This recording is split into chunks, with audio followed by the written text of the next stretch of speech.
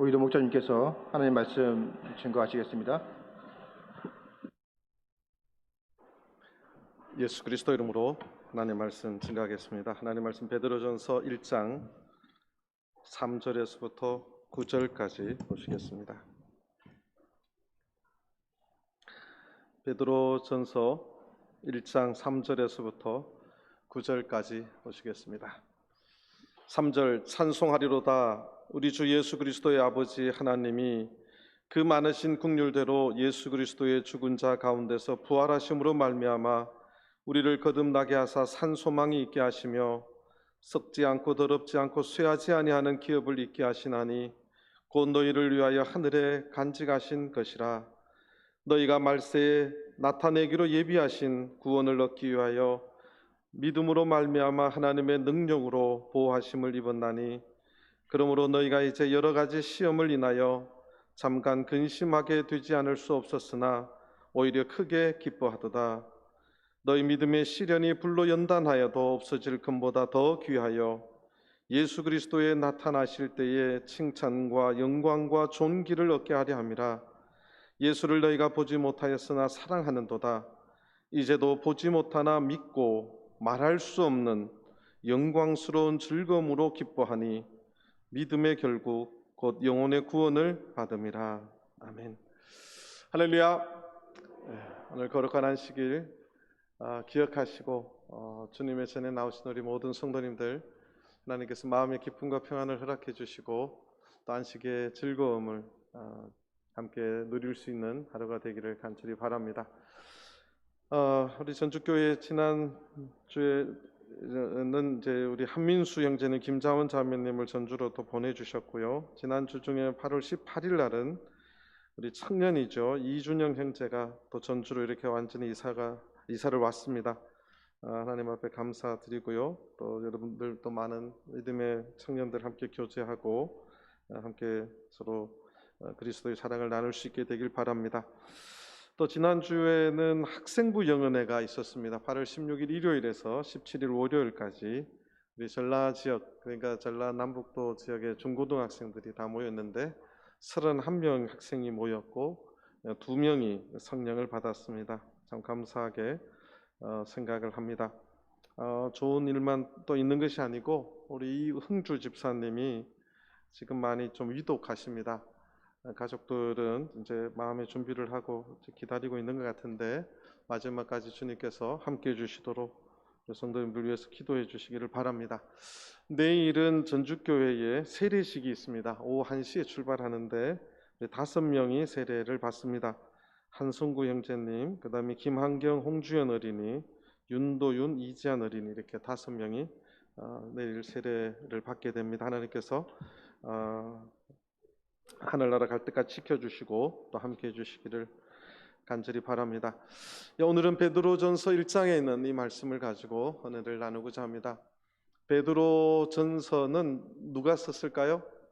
베드로가 썼습니다. 보통 베드로가 언제 썼느냐?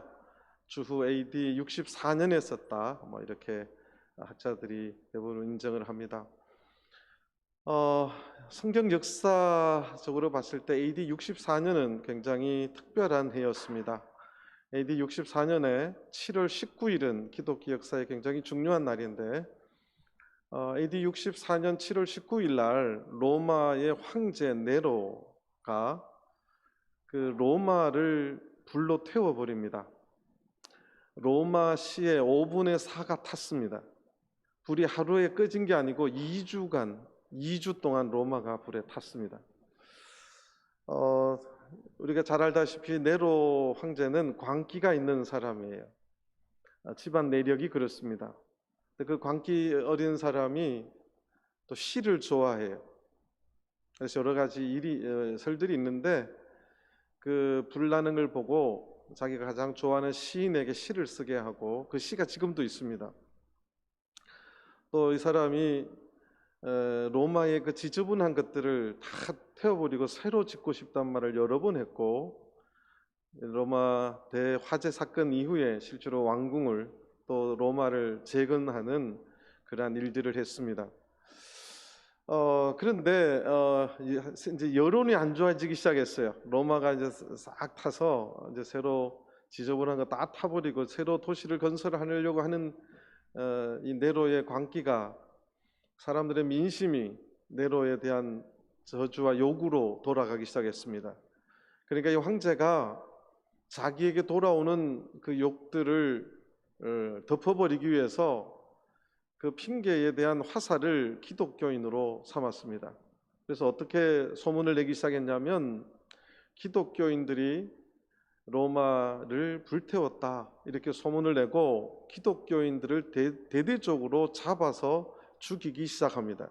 이게 AD 64년에 일어난 일입니다. AD 64년부터 해서 300년 동안 기독교 역사 이래 64년 이후로 300년 동안에 기독교가 공인되기 직전까지 그렇게 많은 기독교인들이 핍박 때문에 우리가 잘 아는 로마에 가면 그 원형 경기장이 있습니다. 많은 관광객들이 거기서 사진을 찍고 기념을 하는데 기독교 역사에 보면 거기는 예수 믿었던 사람들이 무참하게 야수들의 사자들의 밥으로 죽어갔던 곳이 바로 그 원형 경기장이고 그 사건의 배경이 오늘 고린도전서의 이야기입니다. 고린도전서의 이런 배경 때문에 기독교에서는 사실 고린도전서를 별로 좋아하지 않습니다. 고린도전서에 베드로전서에 가장 많이 나오는 단어가 고난입니다. 그 고난 속에서 베드로 사도가 당시에 그 고난과 핍박 속에서도 살아남은 기독교인들에게 용기와 희망을 주고 예수 그리스도를 믿음을 통해서 우리가 굳건한 산소망 가운데 살기를 간절히 바라는 마음으로 편지를 쓴 것이 바로 이 베드로 전서입니다. 그래서 기독교인들이 어디로 숨어가기 시작했냐면 그때부터 그들이 로마 지하의 카타콤이라고 하는 지하 무덤 동굴로 숨어들기 시작했습니다.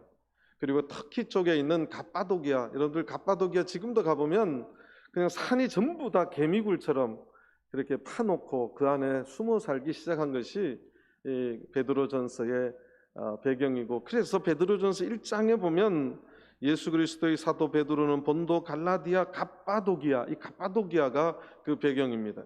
아시아와 비두니아의 흩어진 나그네, 이 흩어진이라는 말이 그 핍박으로 목숨을 연명하기 위해서 도망갔던 기독교인들, 그들에게 쓴 편지인 것입니다. 그리고 역사적인 배경상 베드로전서 4장을 보시면 베드로전서 4장 12절 사랑하는 자들아 너희를 시련하려고 오는 불시험을 이상한 일 당하는 것 같이 이상히 여기지 말고 오직 너희가 그리스도의 고난에 참여하는 것으로 즐거워하라. 이는 그의 영광을 나타내실 때 너희로 즐거워하고 기뻐하게 하려 함이라. 이렇게 역사적으로 이 베드로전서는 굉장히 현실적이고 사실적인 역사적인 배경을 안고 있는 살아있는 서신서입니다. 뿐만 아니라 오늘 우리들에게, 말세를 살아가고 있는 우리들에게도 마지막 우리가 여러 가지 환난 가운데, 지금 코로나를 통해서 많은 성도님들 어려움에 처해 있는 성도들도 있습니다. 이런 여러 가지 환난 가운데, 고난 가운데 우리가 어떻게 우리의 믿음을 다져야 될 것인가, 우리가 무엇을 붙잡고 나가야 될 것인가, 그것을 알려주는 것이 바로 이 베드로 전서라는 사실입니다. 그 첫 번째는 3절 4절인데요. 특히 3절 뒤에 보면 예수 그리스도의 죽은 자 가운데서 부활하심으로 말미암아 우리를 거듭나게 하사 산소망이 있게 하시며, 우리를 거듭나게 하사 산소망이 있게 하셨다고 말하고 있습니다. 예수님께서 물과 성령으로 거듭나지 아니하면 하늘나라에 갈 수가 없다고 하는 그 말씀에 따라서 물과 성령으로 거듭난 자가 갈 수 있는, 우리가 갈 수 있는 마지막 그곳이 바로 하나님의 나라, 하늘나라입니다. 천국입니다. 그래서 물과 성령으로 거듭나게 하사 우리들에게 무엇을 가지게 하셨느냐? 산소망이 있게 하셨다고 성경은 말하고 있습니다. 오늘 우리 물과 성령으로 거듭난 모든 성도님들은 이 말씀에 따라서 다 산소망이 있어요. 산소망. 이 살아있는 소망을 가질 수 있었던 것은 우리가 거듭났기 때문에 그러한 확실한 소망을 가질 수 있게 되었는데, 오늘날 우리 성도들에게는 얼마나 산 소망을 붙잡고 살아가는지 모르겠습니다. 이렇게 거듭났다는 것은 구원에 대한 확신이 있었기 때문에, 부활에 대한 확실한 소망이 있었기 때문에, 하늘나라 가는 우리가 천국에 가는 그러한 확신이 있었기 때문에 그들이 거듭나고 나면 어떠한 일이 있어도 이러한 산 소망 가운데 살았음을 우리가 알 수 있습니다. 그러니까 이 산 소망은 거듭난 자들에게 주어지는 영적인 하나님의 축복이자 고난의 시기에 우리가 이겨낼 수 있는 그 힘의 원동력이 바로 이 살아있는 소망이라는 것입니다. 그것을 예수 그리스도가 먼저 죽은 자 가운데서 부활하심을 통해서 우리들에게 보여주셨고 확신으로 보여주셨다는 사실입니다. 오늘 우리가 예수 그리스도의 부활을 믿는다면, 우리가 물과 성령으로 거듭났다면 동일하게 우리 속에 살아있는 소망이 뜨겁게 불타올라야 될 줄로 생각합니다. 우리가 그러한 살아있는 소망에 대한 이야기는 4절에서 설명해 놓고 있습니다. 그 산 소망은 썩지 않고 더럽지 않고 쇠하지 아니하는 기업을 있게 하시는 거였습니다. 하늘나라의 그 기업을, 그것은 썩지 않고 더럽지 않고 쇠하지 아니하는 기업을 있게 하신다는 것입니다. 오늘 이 땅에 있는 모든 것들, 물건이면 물건, 우리가 귀하게 여기면 귀하게 여기는 것, 심지어 우리 사람까지도 세월이 지나면 썩지 않는 것이 없습니다. 쇠하지 않는 것이 없습니다. 더럽지 않아지는 것이 없어요. 다 더러워집니다. 그런데 우리가 가지고 있는 그 산 소망은 그렇게 썩지도 않고 더럽지도 않고 쇠하지도 않는 영원한 하늘에 있는 소망이라는 것입니다. 그래서 곧 너희를 위하여 어디에 간직하신 것이냐? 하늘에 간직하신 것이라고 말하고 있습니다. 저는 이 산 소망을 우리 전주교회 모든 성도님들이 꼭 간직하시게 되길 바랍니다. 이 코로나, 이것은 마지막에 우리에게 닥칠 환난에 비하면 아무것도 아니에요. 그런데 벌써 6개월이 지나자 이제 다 지쳐갑니다. 힘들어하기 시작합니다. 이보다 더 큰 환난이 올 수도 있습니다. 그럴 적에 우리가 뭘 붙잡고 나가야 되느냐? 고난 중에서도 우리가 무엇으로 기뻐할 수 있느냐? 그것은 분명한 확실한 구원의 확신으로 거듭난 자들에게 주어지는 하나님의 축복, 그것을 확신하고 믿으며 나아가는 산소망이라는 사실을 분명하게 기억해야 됩니다. 두 번째는 5절에 있습니다.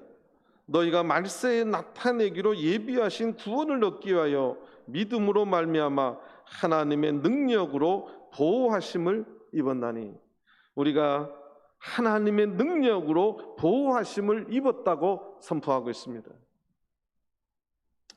그것이 우리가 가지고 있는 믿음으로 인해서, 우리가 가지고 있는 믿음 때문에 하나님의 능력으로 보호하심을 입는다는 거지요.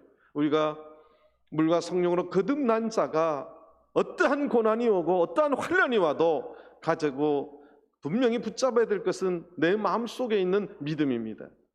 그 믿음이 흔들리지 않을 때 하나님은 우리가 하늘나라 갈 때까지 하나님의 능력으로 보호해 가신다는 사실입니다. 하나님의 이 능력의 보호는 죽지 않는다는 이야기는 또 결코 아닙니다. 우리가 하나님의 나라 갈 때까지 하나님이 반드시 그 말씀대로, 약속대로 하나님께서 그 손을 꼭 붙잡고 이끌어 가신다는 말씀입니다. 우리가 위험할 때 부모들이 아기들한테 하는 말이 있어요. 여러분들 뭐라고 이야기해요? 야, 엄마 손 꼭 잡아. 위험할 때 아기들한테 엄마가 하는 말이 뭐지요? 야, 엄마 손 꼭 잡아. 그러잖아요. 꼭 잡는 아기들이 있어요, 없어요? 위험한 걸 봐야지 꼭 잡더라고요. 제가 키워보니까. 부모들은 위험이 닥칠 것을 압니다. 그래서 부모의 손을 꼭 잡으라고, 놓치지 말라고 그렇게 외치는 것이지요. 오늘날 우리가 가지고 있는 이 믿음, 우리가 물과 성령으로 거듭난 우리들 속에 나를 하늘나라까지 보호해 가시고 인도해 가신다는 그 사실을 확신하고 하나님께서 그 내민 손을 꼭 붙잡고 고난을 이겨내고 승리하시게 되기를 간절히 바랍니다. 그것이 우리가 고난과 환난 속에서 가져야 되는 두 번째, 우리가 그것을 어떻게 이겨낼 수 있느냐, 하나님이 반드시 우리를 능력으로 보호하신다는 사실을 기억하시게 되기를 간절히 바랍니다.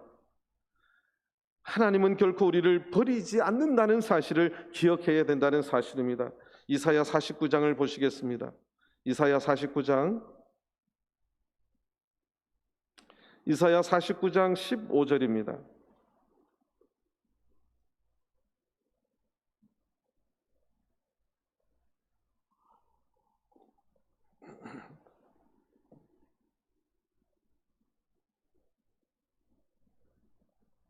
이사야 49장 15절, 여인이 어찌 그 젖 먹는 자식을 잊겠으며 자기 태에서 난 아들을 긍휼히 여기지 않겠느냐. 그들은 혹시 잊을지라도 나는 너를 잊지 아니할 것이라. 이것이 하나님의 말씀입니다. 하나님께서는 결코 어떠한 일이 있어도 우리를 잊지 않으시겠다고, 우리를 결코 잊지 않으시겠다고, 능력으로 우리를 눈동자같이 지켜주시고 보호해 주시겠다고 그렇게 말씀하십니다. 내가 지켜주고 보호해 줄 테니 내 손 꼭 잡으라는 말씀입니다. 우리가 고난이 닥쳤을 적에 우리는 자꾸 그 손을 놓으려고 합니다. 세상에 다른 것을 붙잡으려고 합니다. 그러지 마시고 그 능력의 손, 전능하신 하나님의 손을 꼭 붙잡고 이겨낼 수 있게 되기를 간절히 바랍니다. 그럴 적에 6절에 보니까 그러므로 이제는 너희가 이제 여러 가지 시험을 인하여 잠깐 근심하게 되지 않을 수 없었으나 오히려 크게 기뻐하도다. 이게 참 말이 안 되는 말이에요. 그 엄청난 300년 동안 닥치는 그리스도인들의 대핍박, 그저 죽이는 거지요. 사자들의 밥이 되게 하는 것입니다. 그럼에도 불구하고 오히려 크게 기뻐할 수 있는 것은 내 안에 하나님에 대한 확실한 믿음이 있기 때문에 그렇습니다. 하나님의 능력으로 우리를 보호하신다는 사실을 믿기 때문에 그렇다는 것입니다. 이 기쁨은 신비한 기쁨입니다. 예수님을 믿고 확신하는 자들에게만 가질 수 있는 신비한 기쁨인 것입니다. 저는 우리 전주교회 모든 성도님도 이러한 기쁨이 있게 되기를 간절히 바랍니다. 세상의 역사의 흐름 속에서 이제 말세에 닥칠 여러 가지 어려움과 또는 지금 내 삶 가운데 닥치는 그 환난과 어려움 속에서 내가 염려한다고 근심한다고 바뀔 것은 없습니다.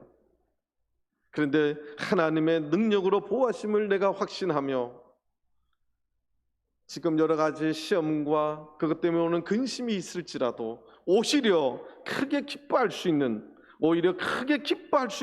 이러한 신비한 기쁨, 하나님 예수 그리스도만을 믿는 자만이 알 수 있는 그 기쁨을 누리시게 되기를 간절히 바랍니다.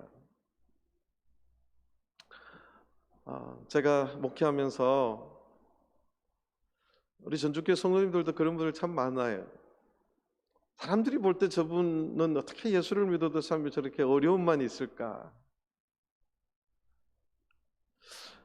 그렇게 생각함에도 불구하고 그 믿음이 흔들리지 않고 하나님 앞에 감사하고 그렇게 견고한 인내 속에서 나아가는 성도님들이 있습니다. 하나님께서 그 믿음을 귀하게 보실 줄 믿습니다. 제가 목회하면서 참 어려운 가운데서도 제가 감동받고 눈물 흘렸던 그런 많은 분들이 있습니다. 우리가 어떤 어려움 속에서도 우리 전주교회 성도님들은 이 기쁨을 품고 사시게 되기를 간절히 바랍니다. 좋아서 좋은 것이 아니라 어떠한 환난 속에서도 오히려 예수 그리스도 그분만으로 기뻐할 수 있는, 예수 믿는 자만이 가지는 아주 신비한 기쁨. 어떤 분이 그래요. 목사님 왜 이렇게 맨날 웃냐고. 웃을 일만 있어서 웃는 게 아니에요. 제가 내 마음의 상태를 다 보여주면 결코 웃는 낯짝이 될 수도 없을 겁니다.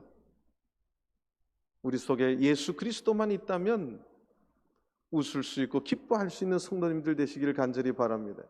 이 베드로전서의 위대함은 그 고난 속에서 예수 믿는 자들 그 내면이 말할 수 없는 신비 속에 그 기쁨을 간직한 자들임을, 그러한 기쁨을 간직해야 됨을 말하고 있다는 사실입니다.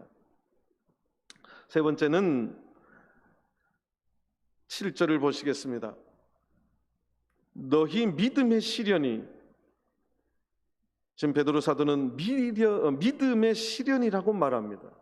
그리고 그 다음 단어가 불로 연단한 것이라고 말합니다.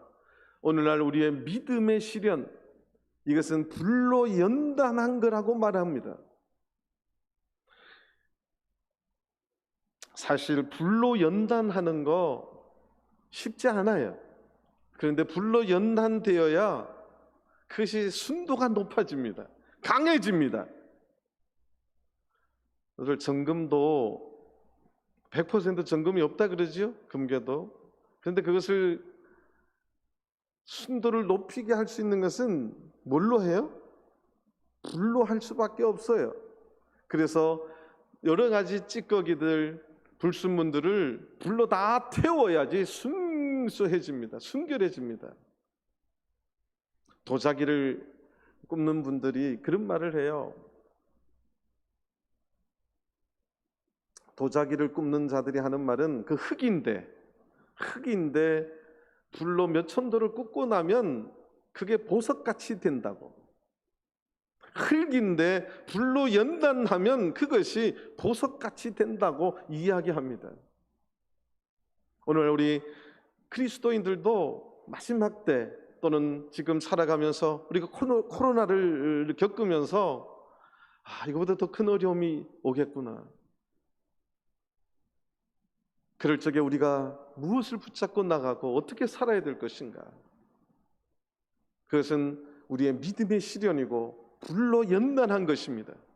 그런데 불로 연단하는 그런 믿음의 시련이 세상에 없어지는 금보다도 더 귀하다고 말합니다. 없어지는 금보다도 더 귀하다는 것은 아까 말씀한 것처럼 보석 같은 존재가 된다는 거죠. 하나님 앞에 보석 같은 존재로, 그래서 예수 그리스도의 나타나실 때에 칭찬과 영광과 존귀를 얻게 하려 합니다. 이 성경 단어의 영광과 존귀는 하나님을 찬양할 때 쓰는 단어입니다. 하나님을 찬양할 때 쓰는 세 가지 단어가 영광과 존귀와 감사입니다. 그건 사람에게 잘 안 쓰는 단어이기도 해요. 그런데 우리가 어려운 그 환난의 그 믿음의 시련, 불로 연단하는 그 시험에서 없어질 금보다도 더 찬란한 보석 같은 믿음의 존재가 되면 그리스도 앞에 나타날 적에 우리에게 영광과 존귀와 칭찬이 있다는 사실입니다.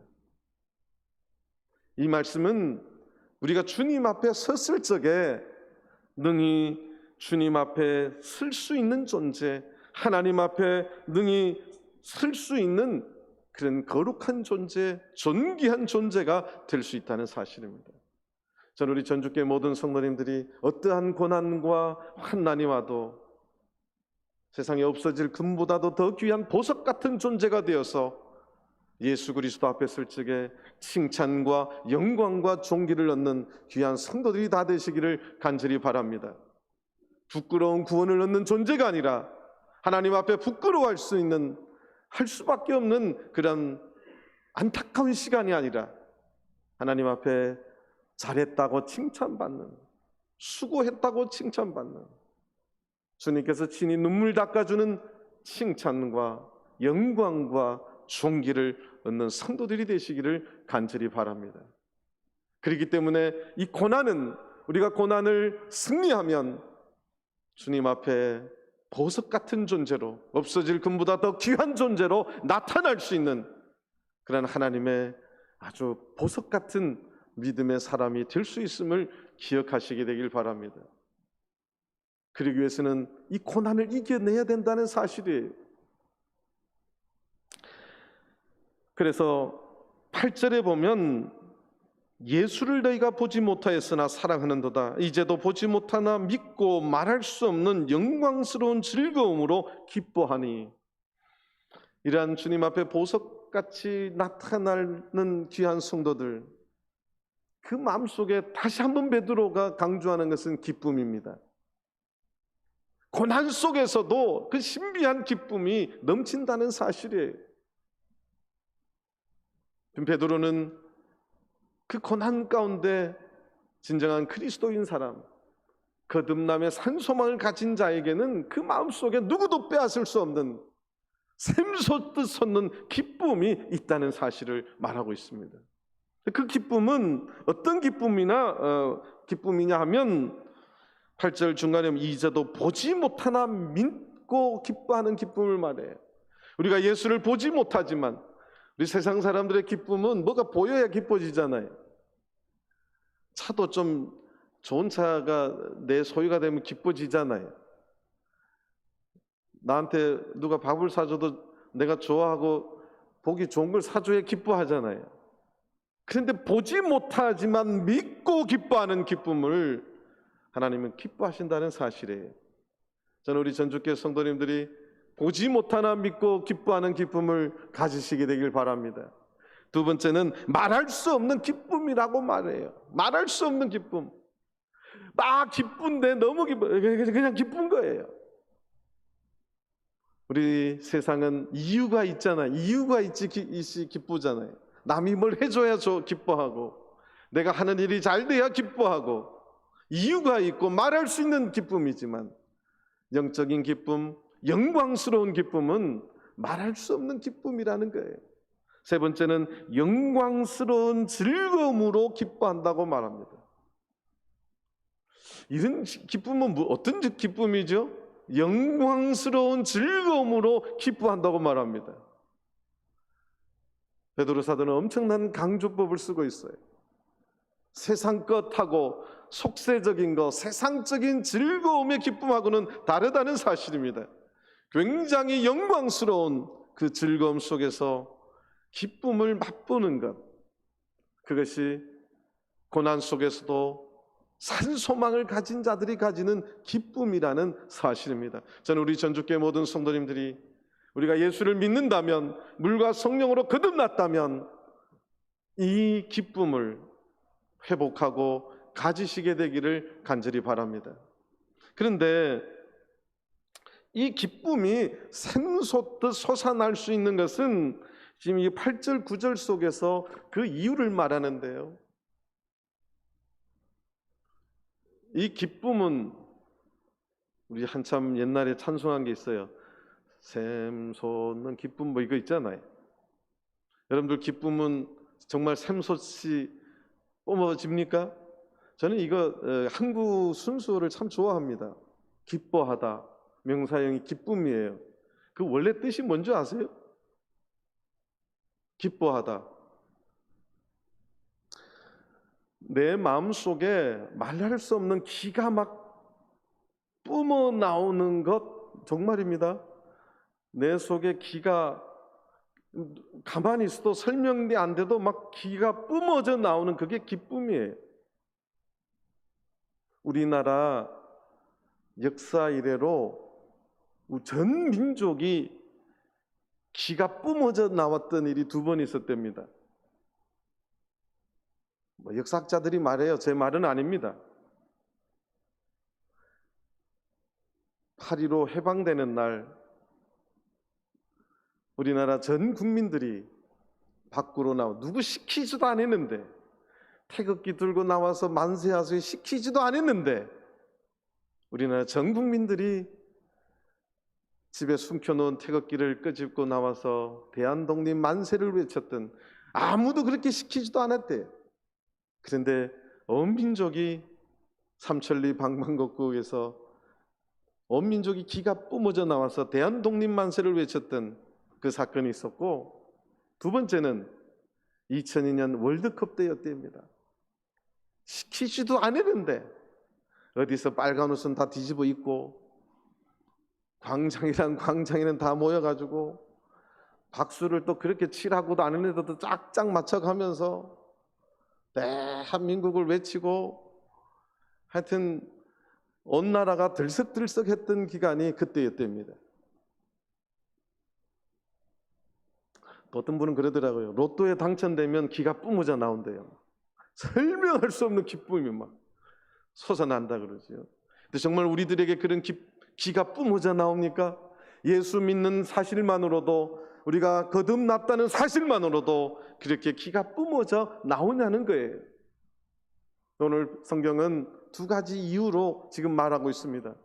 첫 번째는 8절 앞에 보면 예수를 너희가 보지 못하였으나 뭐 하는도다?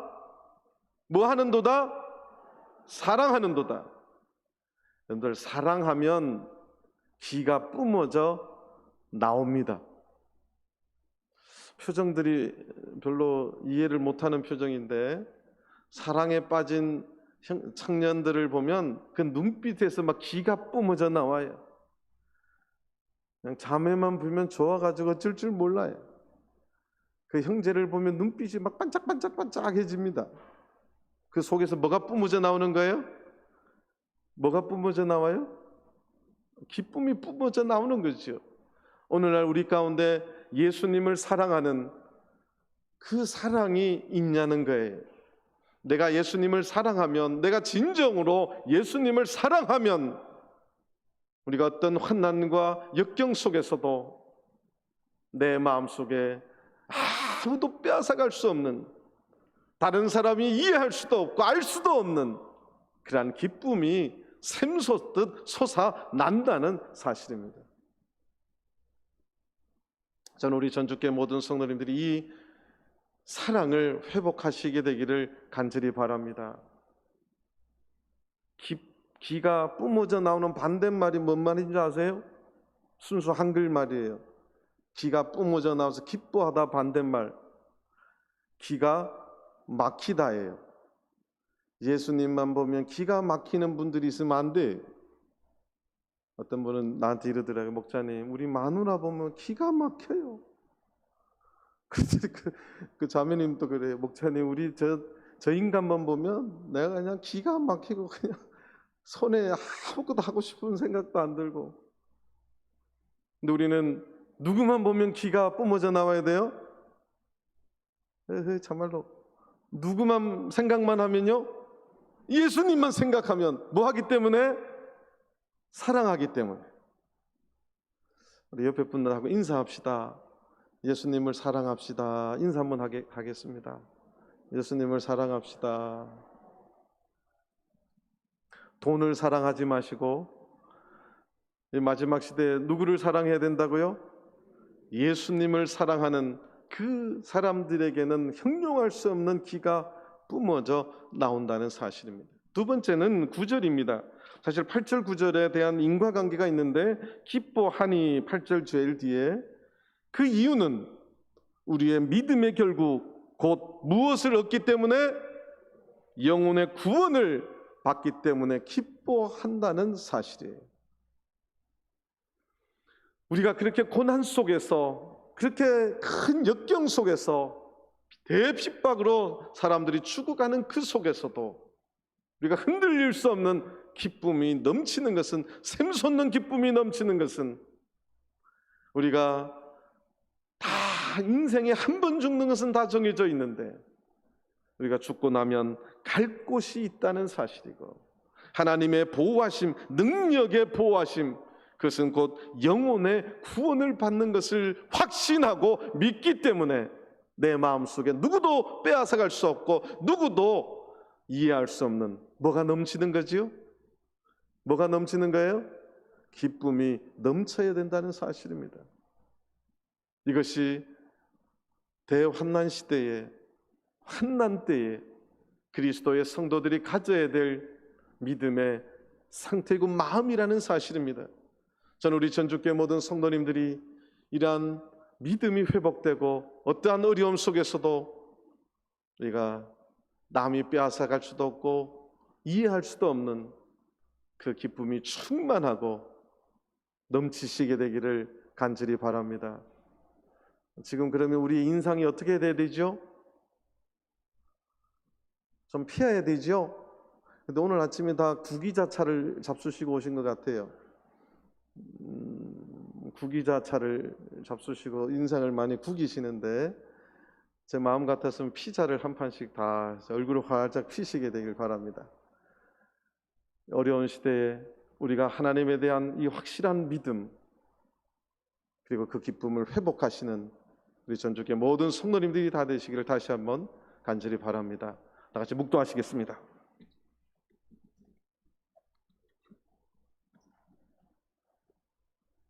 할렐루야. 아멘.